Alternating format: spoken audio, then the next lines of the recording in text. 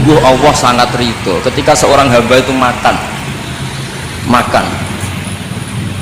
ketika sesuap nasi dia muji Allah, ketika minum seteguk nasi dia muji Allah. Itu kalau orang diridhoni Allah itu wali betul. Itu untuk jadi wali itu gampang. Kamu makan ridho, kamu ninjak buminya Allah ridho seneng, kamu hidup keseharian aman seneng. Nah ini supaya sampai kita semua ngaji betapa panduan Rasulullah untuk menggapai ridho Allah itu banyak yang keseharian sekali. Saking kesehariannya banyak dalam hadis dan itu sahih. Nabi menyebut hal-hal yang keseharian. Hatta matas alufi fimroatika, kamu punya uang kemudian istri kamu bisa makan, itu ibadah.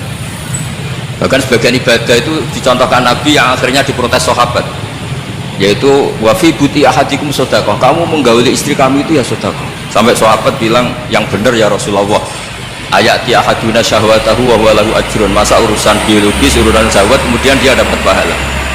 Nabi menjawab, alai salawatu aha fi haramin akana alaihi wisrun, bagaimana kalau dia meletakkan ke yang tidak benar, itu kan dosa. Nah, hal-hal seperti ini yang saya ingin teman-teman semua, saya juga agak ingin ngaji demi anda juga agak ingin. Itu dosa sekali ngaji kok, pesanan kelompok tertentu itu gak boleh. Islam itu untuk semua, jadi ya cuma karena di depan saya jenengan ya seakan-akan jenengan korbannya. Itu ada ilmunya dalam usul fikih itu. Jadi orang itu harus ngaji usul fikih. Nama yang disebut, mungkin Mas Sufyan masih ingat zaman ngaji usul fikih, nama yang disebut itu tidak jaminan sebagai prioritas perintah. Jadi misalnya gini, kebetulan yang di depan Nabi itu Abu Dzar, Nabi ya bilang ya Abu Dzarin ini uhibbuka misalnya, atau ya Mu'ad ini uhibbuka, atau ya Abu Hurairah ini uhibbuka. Banyaklah riwayat yang Nabi nyebut ya Abu Dzarin, ya Mu'ad, ya Abu Hurairah. Kemudian misalnya Nabi meneruskan khitab, ini uhibbuka, saya mencintai kamu, fakul dubur sholatin, atau sebagian riwayat disebut fala tada'an la dubura kulli sholatin Allahumma inni ala dzikrika wa syukrika wa husni ibadatik. Saya mencintai kamu, siapa saja, Mu'ad bisa, Abu Dzar bisa, sahabat. Saya mencintai kamu, mohon kalau habis sholat kamu jangan lupa wiridan Allahumma inni ala dzikrika wa syukrika wa husni ibadatik. Ya Allah, tolong kami permudah supaya mudah ingat engkau. Anda tidak bisa mentang-mentang wong nama saya Parmin, nama saya Purnomo, itu yang diperintahkan Mu'ad. Jadi yang disebut satu, tapi khitab itu untuk siapa saja. Saya teruskan. Jadi saya mohon semua kita melakukan kebaikan itu, kalau dalam kaidah fikih disebut al yakin la yuzalu bisyak. Banyak kebaikan yang kebenarannya itu 100%, tidak punya efek samping ke pihak lain, ke kelompok lain, ke komunitas lain. Itu tadi misalnya Anda makan dan itu murah sekali, hanya butuh satu piring, setiap punyaan kamu muji Allah, setiap minum kamu muji Allah. Itu redaksinya Rasulullah SAW disebut Allah sangat ridho ketika seorang hamba makan kemudian dia memuji Allah, atau minum kemudian dia muji Allah. Logikanya gampang, negara seperti ini yang kamu harapkan bentuknya kayak apa, mertua, ipar, komunitas, tetangga, itu nyata terjadi itu kan belum pasti. Sementara yang mesti terjadi adalah kamu butuh makan, kalau tidak mati, butuh minum, kalau tidak mati, butuh bumi yang nyaman ditempati, kalau tidak kita juga mati. Sebab itu Allah kalau menyebut nikmatnya itu hal-hal yang keseharian. Alladzi an'amahum min ju'. Allah itu siapa? Allah itu yang menciptakan kamu bisa makan, tidak berlebihan. Allah itu yang menciptakan kondisi sosial itu ideal. Zaman Nabi itu ya ada orang munafik, orang-orang pilihan Allah itu juga diuji orang sekelilingnya yang macam-macam. Semua diuji sesuai konteks zaman dan waktu. Nah, tapi ada ibadah-ibadah yang selalu disarankan Nabi. Sampai Nabi itu pernah ditanya, ayul Islam ya khairun ya Rasulullah, Islam terbaik itu gimana? Jawabannya Nabi itu unik, kita muto'ah, Islam terbaik itu ya makan-makan, santai-santai. Ketika Allah menyebut beberapa kebaikan, falak tahamal aqobah wa ma adrokan apa? Mal aqobah. Terusannya apa? Fakku rokobah. Terusannya apa? Au'id amun fi yaumin di masubaya. Atau acara makan-makan itu juga Islam. Kenapa? Ya bayangkan kalau tidak ada makanan kita mati kan. Kondisi sosial tidak ideal tuh Anda masih gak apa-apa, tapi kalau Anda tidak makan, Anda tidak minum, kamu punya istri cerewet masih bisa hidup, punya mertua cerewet masih bisa hidup, tapi kalau tidak makan bisa Berarti penting mana istri sama makan? Penting mana? Makan. Semoga istri Anda dengar, nanti kamu disuruh makan tapi pulang deh. Itu kalau dibahasakan makan masih memahami. Penting mana nasi satu piring dengan istri? Nggak ada nasi mati, nggak ada istri belum mati. Penting mana? Gak berani jawab kan? Ternyata Anda ada garang kan di depan istri. Jadi saya mohonlah, mungkin Mas Sufyan Sauri tadi yang bisa bantulah teman-teman tuh ngaji yang keseharian saja, karena kita nyari ridho Allah itu berdasar firman Allah, dan firman Allah itu menyebut keseharian tuh yang gampang. Itu tadi misalnya wa min ayatihi manamukum billaili wan nahar, termasuk ayat-ayat Allah itu kamu tidur. Maka dulu itu ada guyonan, ada tokoh Mu'tazilah, kelompok dalam Islam yang berpikir manusia itu bisa menentukan ikhtiarnya sendiri.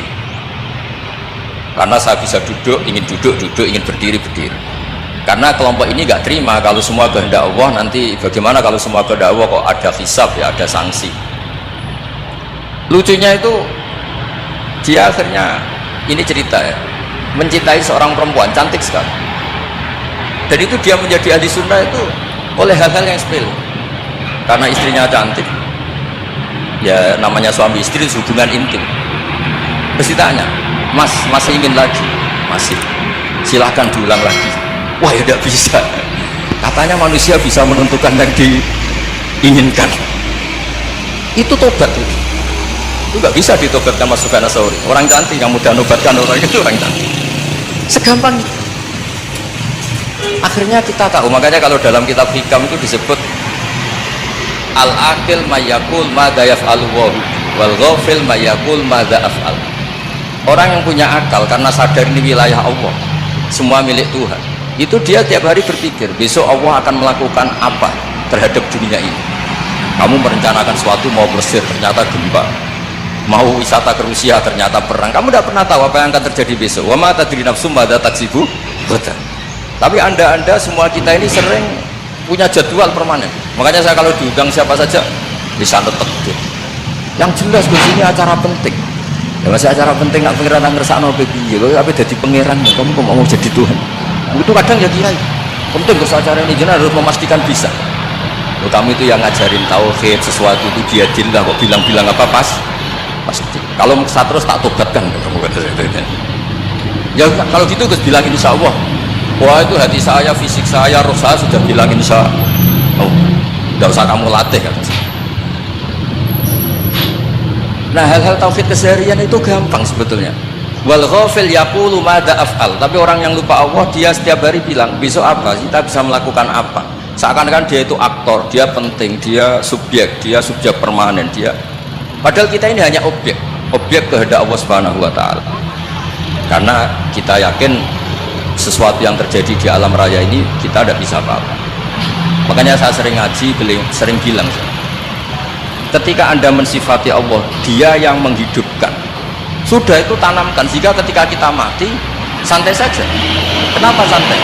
Allah punya cara menghidupkan. Nah, zaman kita hidup juga gak tahu caranya ngelola jantung, ngelola paru-paru. Kamu juga gak tahu ngelola oksigen yang tidak beracun, tidak mengandung polusi. Tahu-tahu hidup. Gak ingin tua ya tahu-tahu tua, gak ingin mati tahu-tahu mati. Selama ini kita hidup juga gak tahu apa-apa. Hanya gaya tok, punya jadwal, punya planning. Kalau kamu bisa menentukan pilihan Anda, pasti Anda istrinya cantik, 4 neriman semua, kona'ah semua. Nyatanya enggak kan? Ada 1 jelek, cerewet. Wah itu kan, nyatanya enggak bisa apa-apa Anda kan? Dan kamu bawa mati lagi. Itu kan, istri Anda juga gitu, punya keinginan, punya suami yang ganteng, yang jabat, yang neriman, yang enggak poligami. Ya enggak kesampaian juga. Kalau kita ngitung tingkat kegagalan kita itu gagal terus. Ya kan? Nah, terus ingat Allah, mada yaf'alu wa hurri. Orang yang punya akal selalu berpikir Allah itu menghendaki apa terhadap saya. Lalu sama-sama orang melihat orang yang serius, itu kata Anda itu pemikir berat, serius, senang punya tokoh yang merengut karena kamu anggap serius. Tapi sebagian orang anggap orang yang serius itu wong merengut, wong masam, wong muka kok ditekuk. Jadi sama Itu hati, ya muqallibal qulub tsabbit qalbi ala dinik, karena kita nggak tahu cara berpikir kita tentang orang lain, tentang sekeliling kita. Misalnya kita orang baik yang jenis ngrumat fakir miskin, ada orang bangun masjid mewah itu janggal. Apa artinya masjid mewah kalau banyak orang kelaparan? Tapi kalau yang jenis pendidikan, apa artinya masjid mewah kalau tidak bisa ngaji? Nanti yang jenis infrastruktur, apa artinya ini kalau semuanya punya sudut pandang yang berbeda-beda. Dan Islam mengapresiasi semua kebaikan. Tapi katakan semua kebaikan itu adalah kehendak Allah Subhanahu wa taala. Karena apapun baik Anda itu pakai fasilitas yang diberikan oleh Allah Subhanahu wa taala. Sehingga ini yang disebut qulillah tsumadarhum fi khawdihim yal'abun. Ya, kembali tadi ke tema-tema bahwa keseharian Anda ini sudah Islami. Saat Anda tidak bisa melakukan apa saja. Saya sering ada jenazah, biasanya kalau tetangga meninggal saya sering disuruh ngelepas. Saya bilang orang ini baik karena sering ngelamun di rumah, sering nganggur di rumah. Ditanya sama anaknya, kenapa Gus nganggur baik? Ya kalau dia nganggur artinya juga agak berbuat sesuatu yang maksiat kan? Ya kan? Orang nganggur di rumahnya ya tidak bunuh orang, tidak maling, tidak korupsi, ya namanya nganggur di rumah. Lah cuma istri cara pandang nganggur gak menghasilkan uang gitu. Tapi juga gak menghasilkan kriminal kan? Jadi sebenarnya Islam itu cara, makanya kalau sampai ngaji usul fikih itu ada kitab usul fikih namanya Lubul Usul, itu terkenal sekali di pesantren itu kalau ngapresiasi keseharian itu luar biasa. Izma min mubahin illa wa yatahaqququ bihi tarku haramimma, karena keseharian yang mubah saat Anda lakukan itu ada kehebatan yang luar biasa, yaitu meninggalkan haram. Makanya dulu banyak orang-orang alim ketemu temannya itu guyon sampai semalaman. Itu biasanya yang semangat Islam itu, kiai kok tidak tahajud, kiai kok tidak witir. Orang yang sedang mapan uangnya banyak, malam itu tidak kelayaban itu sudah luar biasa. Melawan nafsu supaya tidak maksiat itu sudah luar biasa. Supaya lupa guyon sama temannya semalaman sampai subuh. Gejolak-gejolokan mengenang zaman miskin, zaman kuliah nggak jelas, zaman apa. Melihatnya jangan tarkut tahajud. Seperti ini meninggalkan tahajud, tapi meninggalnya ini talkul muharramat. Jadi kayak apa hebatnya? Sehingga Imam Ghazali punya riwayat yang agak unik. Hatta takuna ibadatu akhiri hadil ummah iku an-naum. Sehingga suatu saat ibadah terbaik umat ini itu tidur. Itu kan riwayat kontroversi. Ketika Imam Ghazali tanya, kenapa iya? Kenapa kamu mulai keluar dari rumah itu sudah banyak maksiat? Melihat perempuan yang enggak mahram, melihat fenomena. Tapi kalau kamu tidur itu enggak melihat apa-apa. Tapi juga kamu jangan menganggap tidur itu ibadah betul. Saatnya melakukan fardu ain malah masih tidur. Tapi itu sudut pandang yang menjadikan kita Islam itu gampang. Jadi saat Anda tidak bisa aktivitas apa-apa, misalnya ada beberapa orang yang lumpuh. Lumpuh itu memang nggak bisa Jumatan, nggak bisa ibadah, tapi dia juga nggak bisa maksiat. Tidur itu memang Anda saat itu tidak bisa tahajud, tidak bisa witir, tapi saat itu ada zina, ada maling, tidak gosipkan orang, tidak bully orang, tidak menanamkan kebencian, tidak hasud. Sehingga tidur menurut Allah Ta'ala wa min ayatihi manamukum billaili apa? Wan-nahar. Karena di tidur itu selain ada unsur istirahat, jaga kestamina, juga ada unsur meninggalkan beberapa keburukan. Nah, saya mohon ibadah yang keseharian ini kita jaga. Supaya kita semua baca ayat itu fasih. Fasih itu tertanam di hati. Allah itu siapa?